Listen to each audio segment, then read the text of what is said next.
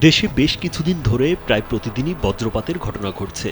বন্যা কিংবা সাইক্লোনের মতো দুর্যোগের ক্ষেত্রে কিছু প্রস্তুতি নেয়ার সুযোগ থাকলেও বজ্রপাতের বিষয়টি অনেকটা ভূমিকম্পের মতোই আকস্মিক। বিশ্বের সবচেয়ে বেশি বজ্রপাতের ঘটনা ঘটে ভেনেজুয়েলা এবং ব্রাজিলে, কিন্তু সেখানকার তুলনায় বাংলাদেশে মৃত্যুর ঘটনা অনেক বেশি।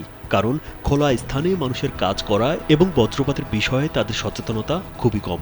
সবচেয়ে বেশি বজ্রপাতের শিকার হন কৃষক এবং জেলেরা। বিশেষ করে হাওর অঞ্চলে খোলা জায়গায় মানুষজন কাজ করার কারণে সেখানে হতাহতের ঘটনা বেশি ঘটছে।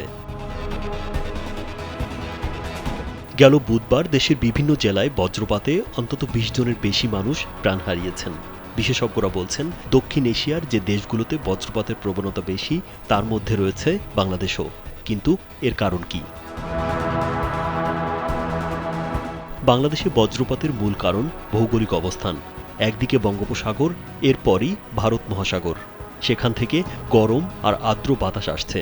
আবার উত্তরে রয়েছে পাহাড়ি এলাকা, কিছু দূরেই হিমালয়, সেখান থেকে ঠান্ডা বাতাস ঢুকছে। এই দুই বাতাসের সংমিশ্রণ বজ্রপাতের জন্য অনুকূল পরিবেশ তৈরি করছে।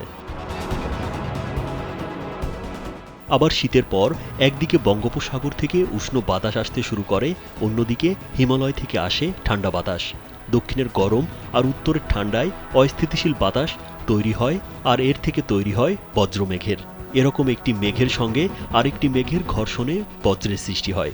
এরপর উচ্চ ভোল্টের বৈদ্যুতিক তরঙ্গ যখন মাটিতে নেমে আসে, তখন সবচেয়ে কাছে যা পায় তাকেই প্রথমে আঘাত করে।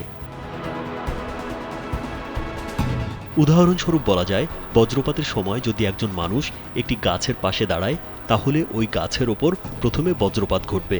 আবার মানুষ যদি দাঁড়িয়ে থাকে এবং তার থেকে নিচু কোনো গাছ বা অন্য কিছু থাকে, তাহলে ওই মানুষের ওপর আগে বজ্রপাত ঘটবে।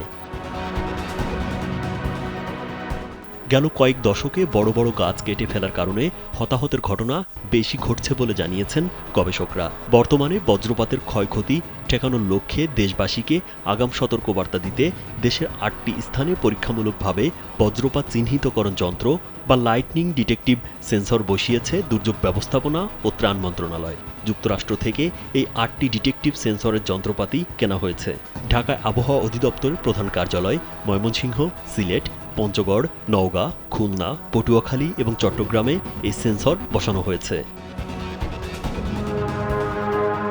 বিশেষজ্ঞরা বজ্রপাত থেকে বাঁচতে বেশ কিছু পরামর্শ দিয়েছেন। তাদের পরামর্শ, বজ্রপাতের সময় খোলা জায়গা, খোলা মাঠে কিংবা উঁচু স্থানে থাকা যাবে না। বজ্রপাতের সময় ধান ক্ষেত বা খোলা মাঠে থাকলে তাড়াতাড়ি পায়ের আঙুলের ওপর ভর দিয়ে এবং কানে আঙুল দিয়ে মাথা নিচু করে বসে থাকতে হবে। উঁচু গাছপালা, বৈদ্যুতিক খুঁটি, তার বা ধাতব খুঁটি, মোবাইল টাওয়ার ইত্যাদি থেকে দূরে থাকতে হবে। কালো মেঘ দেখা দিলে নদী, পুকুর, ডোবা এবং জলাশয় থেকে দূরে থাকতে হবে। বজ্রপাতের সময় গাড়ির ভেতর অবস্থান করলে গাড়ির ধাতব অংশের সঙ্গে শরীরের সংযোগ ঘটানো যাবে না। বাড়িতে থাকলে জানালার কাছাকাছি ও বারান্দায় থাকা যাবে না। জানালা বন্ধ রাখতে হবে এবং ঘরের ভেতরের বৈদ্যুতিক সরঞ্জাম থেকেও দূরে থাকতে হবে। বজ্রপাতের সময় mobile, laptop, computer, landphone, TV, fridge সহ সব বৈদ্যুতিক সরঞ্জাম ব্যবহার থেকে বিরত থাকতে হবে। বজ্রপাতের সময় শিশুদের খোলা মাঠে খেলাধুলা থেকে বিরত রাখতে হবে। বজ্রপাতে কেউ আহত হলে বৈদ্যুতিক শকে আহতদের মতো করেই চিকিৎসা করা হয়। প্রয়োজনে দ্রুত হাসপাতালে নিয়ে যেতে হবে। রাজীব বিশ্বাস, কালবেলা।